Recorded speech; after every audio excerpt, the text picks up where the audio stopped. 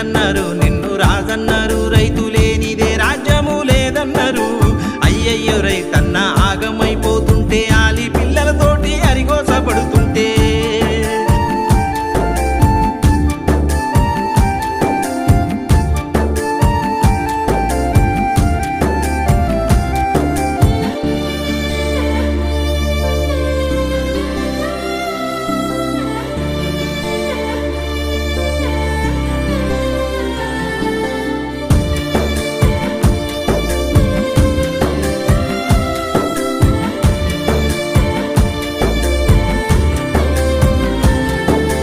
తొలకారి చినుకుల్లో రైతన్న పులకించి, కాడెడ్ల గట్టుకొని నాగళ్ళు దున్నంగా,